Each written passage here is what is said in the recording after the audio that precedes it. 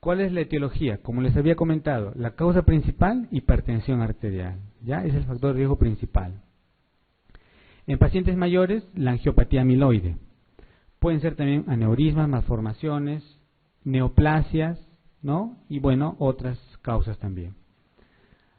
En cuanto a la localización de las hemorragias intraparenquimatosas de causa hipertensiva, que es la principal causa de las hemorragias, ¿no?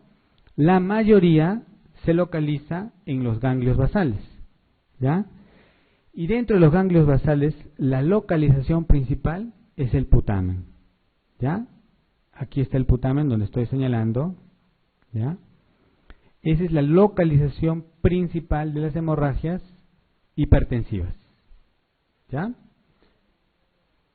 ¿Explicación?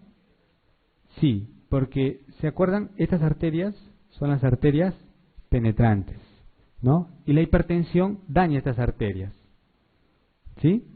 Y en algún momento pueden romperse y producir el sangrado. Esa es la explicación. En el tálamo, un 20%, a nivel de sustancia blanca, un 20%, y en tronco y cerebelo, otro 20%. ¿Ya? Esas son las localizaciones principales de la hemorragia hipertensiva. Otras causas no hipertensivas pueden ser, como habíamos mencionado, la angiopatía amiloide, malformaciones, microaneurismas, tumores, anticoagulantes, agentes trombolíticos, ¿no? El paciente se le hace trombolisis y sangra, ¿no? Vasculitis, eclampsia, trombosis venosa, etc. ¿Ya? Trombosis venosa cerebral, me refiero, ¿no es cierto? Entonces, aquí tenemos una hemorragia. Aquí, donde estoy señalando, está el tálamo, ¿no? Aquí está el tálamo. Entonces, una hemorragia talámica. Una hemorragia talámica que ha inundado, ha hecho irrupción ventricular, ¿sí? Entonces, ¿cuál es el problema con las hemorragias? Las hemorragias generalmente o muchas veces resangran. Esta es una clásica hemorragia hipertensiva. Se le hace un control a las 6 horas y el paciente, miren, una hemorragia catastrófica, ¿no? Entonces, ese es el peligro de las hemorragias, ¿no? Por eso es que su mortalidad es mayor, ¿ya? Aquí tenemos, miren, una malformación extensa, ¿no? Este paciente sangró, esta es una tomografía de hace muchos años, y esto ya 20 años después se le hizo una angioresonancia para ver cómo estaba.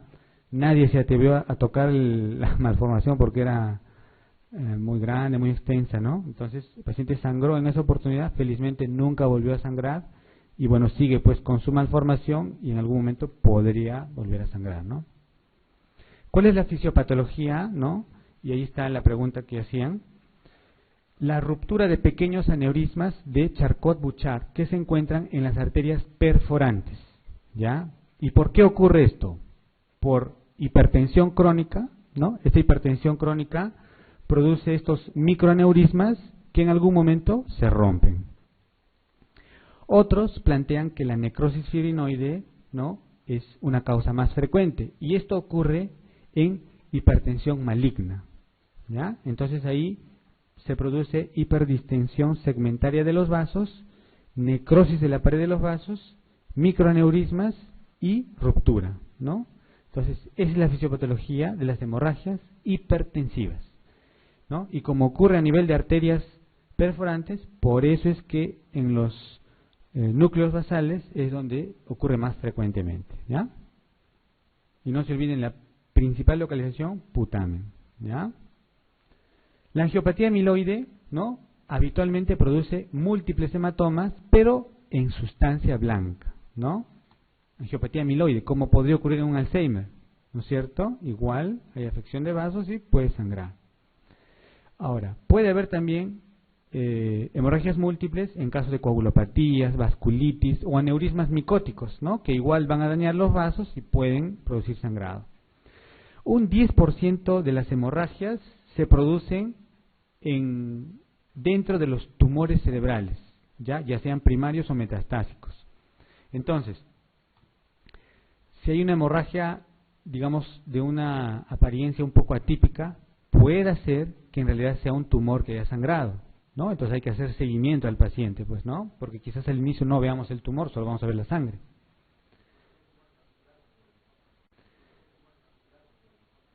Los melanomas sangran bastante.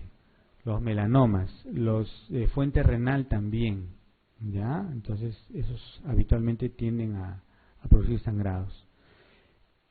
Obviamente también pulmón y mama. En este caso, esta es una tomografía que se le hizo a esta paciente con un cáncer de mama y ya se sabía que tenía una metástasis. Pasó unos meses y hizo una hemorragia, ¿no?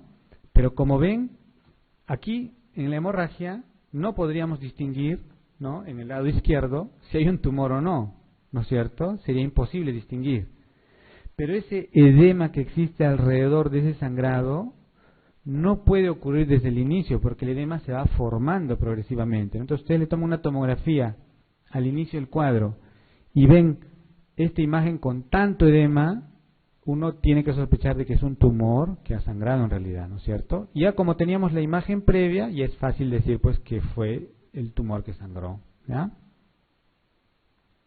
¿Cuál es la clínica de las hemorragias? ¿No? El comienzo es agudo, generalmente es en actividad o durante un esfuerzo. Se caracteriza por cefalea, vómitos, puede haber disminución de conciencia, incluso coma. ¿Por qué? Porque esa sangre es un espacio que va a entrar bruscamente al cerebro, que no se extiende, ¿no? Entonces genera hipertensión endocraniana en forma brusca, ¿ya? Diferente al infarto, en que la obstrucción de la arteria genera pues la lesión, ¿no? Pero al inicio no genera hipertensión endocraniana. Ya cuando se forma el edema es que genera hipertensión endocraniana, y eso lo hace al segundo o tercer día, ¿ya? Puede haber crisis convulsivas, ¿no? Y recordar que los pequeños hematomas pueden ser indistinguibles de los infartos. O sea, clínicamente podría pasar como un infarto, ¿no? Entonces imagínense esta pequeña hemorragia, ¿no?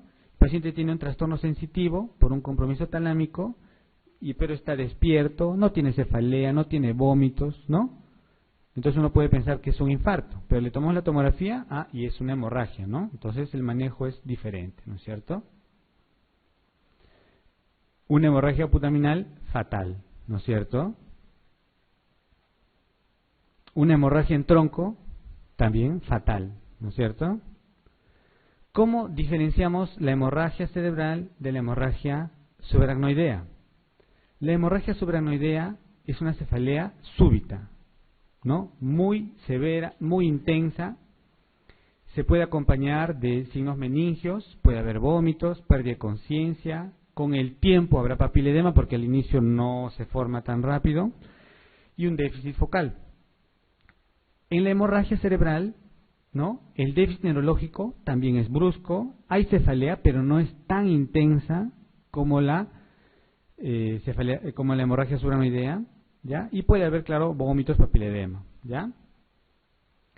¿Cuál es el cuadro típico de una hemorragia subaracnoidea? Les voy a contar brevemente un caso. Un paciente que todos los días corre 6-8 kilómetros, y un día que está corriendo, de pronto él dice, ¿no?, que sintió un dolor de cabeza intenso que casi lo hace caer al suelo, tuvo que descansar, sentarse un rato para que le pase un poco el dolor, la molestia.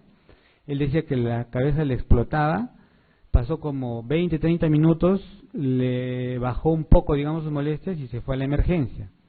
Llega a la emergencia, lo evalúan y bueno, pues moviliza sus brazos, no tenía ningún déficit focal, le toman la tomografía y la tomografía lo informan como normal.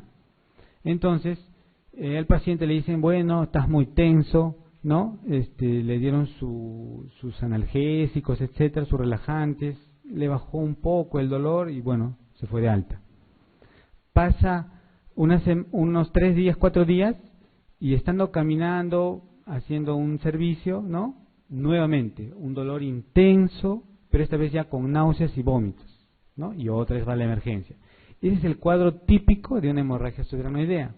Lo que pasa es que al inicio, como llegó rápido, no había rigidez de nuca, ¿no?, y no encontraron nada. Entonces dijeron, no hay nada. Y en la tomografía no se veía nada.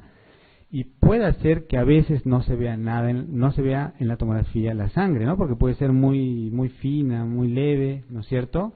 Entonces quizás no se vea, pero el cuadro clínico nos tiene que hacer sospechar de que es una hemorragia subaracnoidea. Entonces, ¿qué tenemos que hacer? Punción lumbar. Si no vemos la sangre en la tomografía, tenemos que hacer punción lumbar. Seguro que si al inicio le hubieran hecho punción lumbar, se hubiera visto la sangre, ¿no? Y se hubiera diagnosticado, digamos, más rápido, ¿no? ¿Ya? Entonces, para que no se olviden.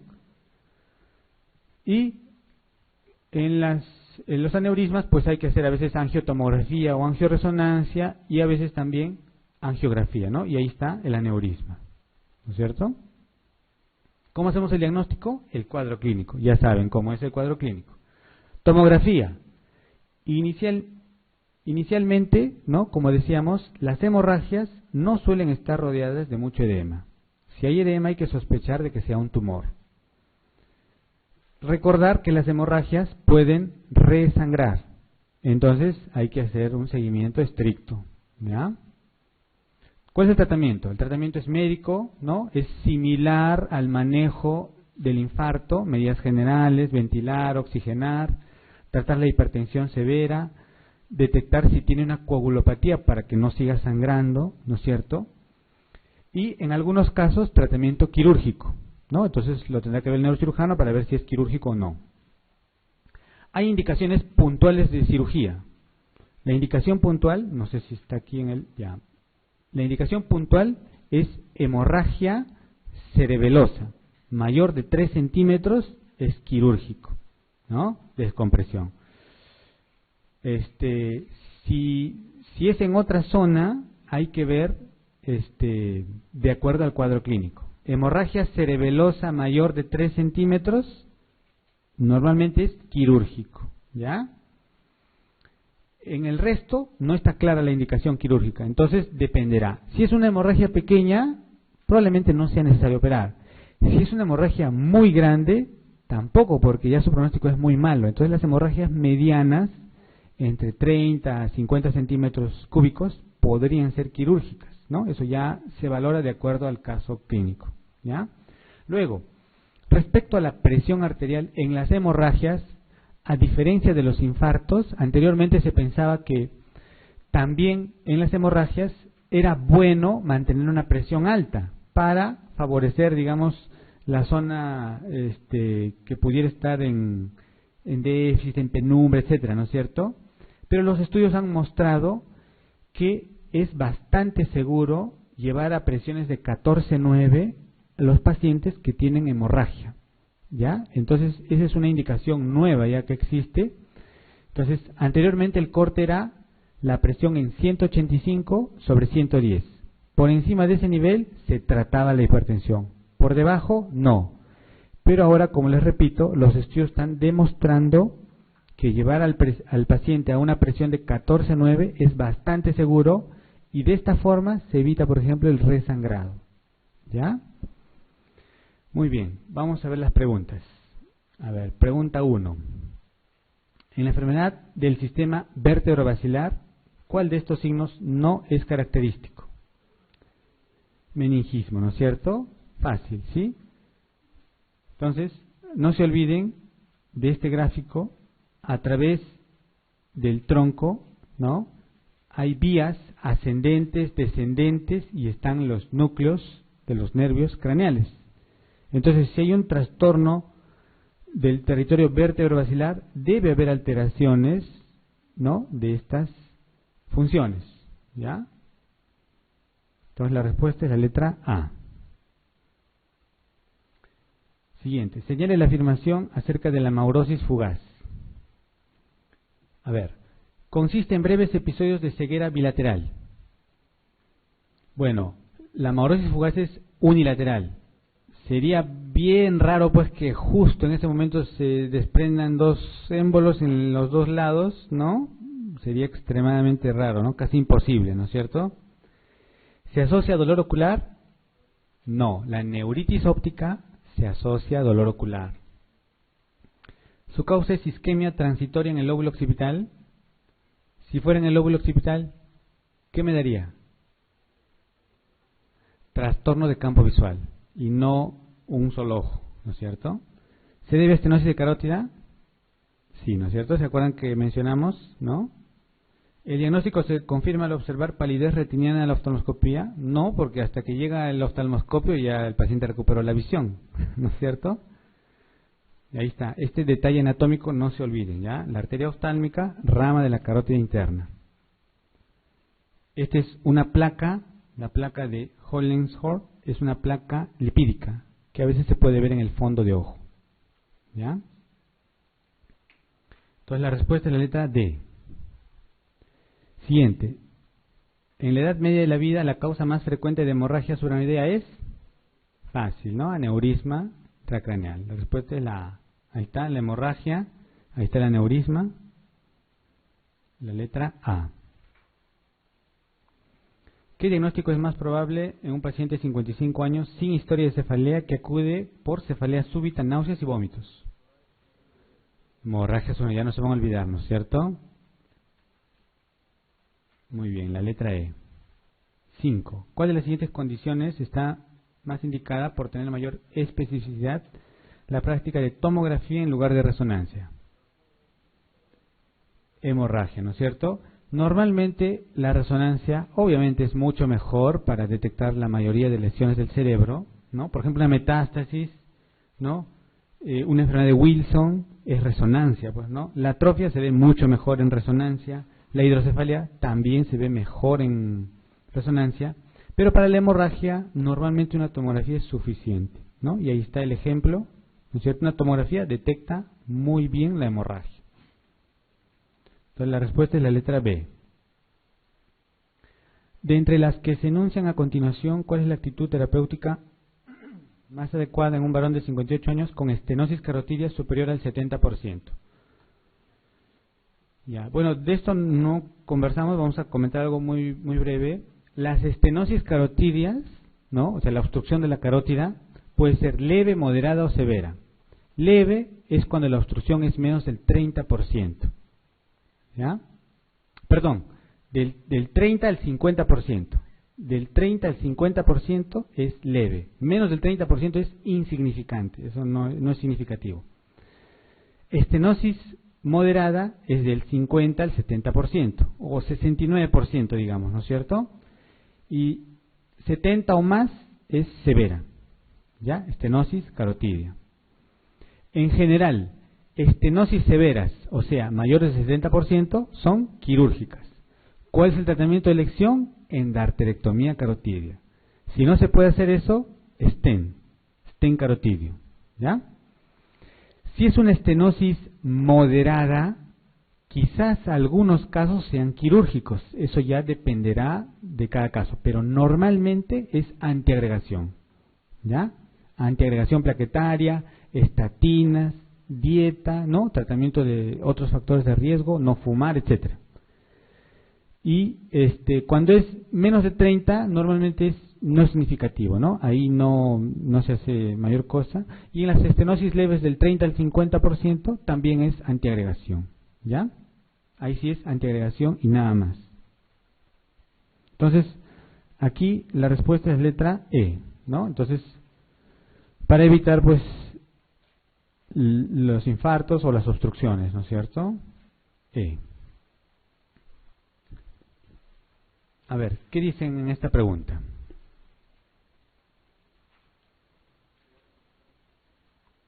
La presencia de un reflejo pupilar fotomotor directo y consensual intactos en un paciente de 70 años. ¿Qué quiere decir eso? ¿Qué quiere decir que el reflejo fotomotor esté normal? Lo que quiere decir eso es que el nervio óptico está bien, ¿no? O sea, la luz entra pues a la retina y va por el nervio óptico, ¿no es cierto? Y cuando nosotros hacemos el reflejo fotomotor, evaluamos esa parte, ¿ya? Evaluamos el nervio, ¿está bien? Luego dice, ha sufrido amaurosis aguda bilateral. Entonces, si es bilateral, ¿no? Y no está en el nervio, ¿qué tendríamos que pensar? Que está en la región occipital. ¿no es cierto? No habría otra explicación, ¿sí? Entonces, dice, ¿no? Se trata de una ceguera cortical por lesión isquémica cerebral. Es una ceguera cortical, o sea, el paciente, en realidad sus ojos sí ven, ¿no es cierto? El nervio, el ojo está bien. El problema es el cerebro. Y como al final vemos con el cerebro, el paciente tiene una ceguera cortical. Y eso tiene un síndrome, es un nombre especial. Se llama síndrome de Anton, ¿ya? Entonces, si ustedes ven esta imagen tomográfica que les he traído, se ve esta zona hipodensa en forma bilateral. Y aquí, no sé si se logra apreciar, se ve una zona hiperdensa, ¿no es cierto?, al interior. ¿Ya? Eso es sangre, es una transformación hemorrágica. ¿Ya? Ahí está, es un infarto occipital bilateral con transformación hemorrágica en un lado. Cuando vino este paciente dice que presentó un cuadro confusional. ¿Ya? No se ubicaba en su casa, se chocaba con las paredes, obviamente porque tenía hemianopsia, ¿no? Cuando se infartó a un lado. Pero después ya el paciente no caminaba, y no caminaba porque pues no veía nada, ¿no? Entonces cuando uno le preguntaba, ¿no? Le mostraba algo, un lapicero, etcétera, ¿qué tengo aquí en mi mano? Y te decía cualquier cosa, ¿no? Ah, tiene un cuaderno, tiene un libro. ¿De qué color es mi camisa, no? Ah, es verde, decía, ¿no? O sea, él inventaba, ¿no?, algo que supuestamente estaba viendo, digamos, ¿no? O sea, no era consciente de que no veía. Esa es una ceguera cortical. Ese es el síndrome de Anton, ¿ya? Entonces la respuesta ahí es la letra E. En un infarto de cerebral media no se suele ver ataxia, ¿no es cierto? Porque ataxia es de territorio vértebro-basilar. Este es el paciente que vino a la emergencia, intentamos que escriba algo y no escribía nada. Es una fascia, ¿no? El paciente no puede escribir. Aquí está el paciente, otro paciente, ¿no?, que tiene una hemiplegia izquierda. Su lesión en tomografía está en el lado derecho, ¿no es cierto? Es contralateral y probablemente los ojos y la cabeza estén mirando hacia el lado derecho, ¿ya? Cuando el infarto de cerebral media compromete toda la cerebral media desde el tronco, desde el inicio, puede haber hemiplegia. ¿Por qué? Porque la cápsula interna, ¿no?, es irrigada por cerebral media, ¿no? Entonces ahí podría dar la hemiplegia. Cuando es un poco más distal, digamos, va a dar el predominio faciobraquial, ¿ya?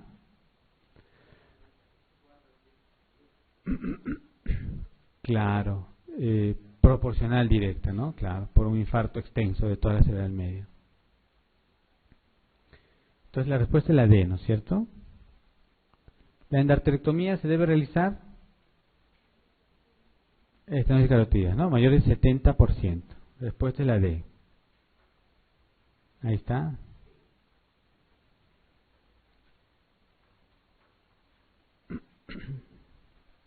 Con respecto a la tomografía, señale lo falso. Claro.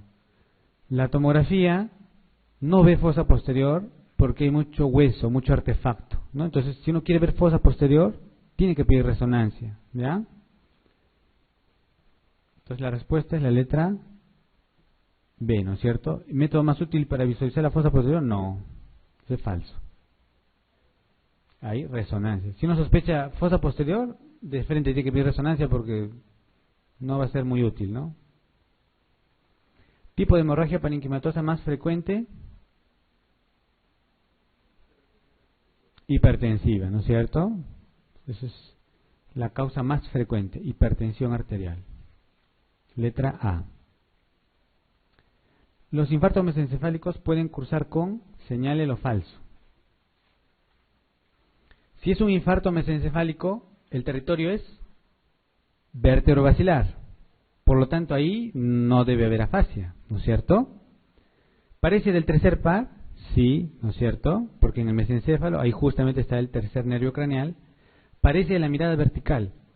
Comentarles que existe un centro de la mirada vertical, y eso está en el mesencéfalo. Centro de la mirada vertical está en el mesencéfalo. Centro de la mirada horizontal está en la protuberancia.